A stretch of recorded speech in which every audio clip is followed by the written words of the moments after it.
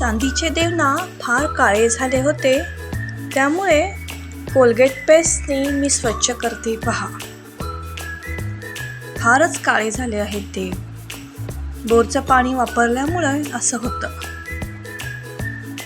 असं पेस्ट लावून छान घासायचं,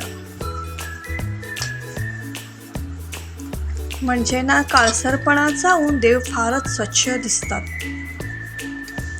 चांदी चमकते. तुम्ही कोणतंही चांदीचं सामान असेल तरी ना यूज करू शकता. अगदी थोडी पेस्ट बास होते. आणि ना हवा असेल तर तुम्ही कोलगेट पावडरही यूज करू शकता.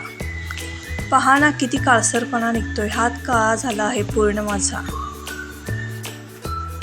स्वच्छ होतात खरे देव.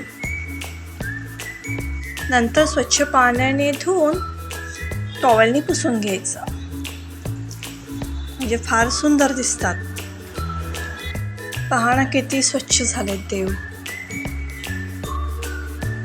तांब्याचे आणि पितळेचे देव ना मी चिंच, मीठ आणि थोडंसं पाणी घालून ना मिक्स करते आणि त्यांनी काहीही प्रेशर न देता सावकाश घासते. त्यांनी फार स्वच्छ होतात.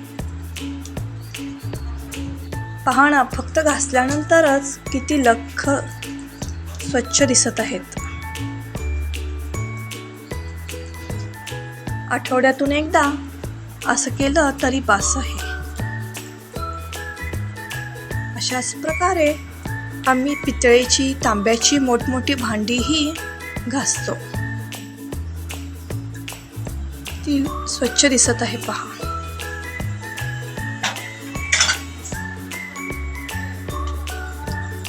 आणि नंतर कोणत्याही भांड्याचं सोप वापरून किंवा पावडर वापरून एकदा घासून घ्यायचं, म्हणजे ना ते डाग पडत नाहीत व अगदी स्वच्छ देव दिसतात.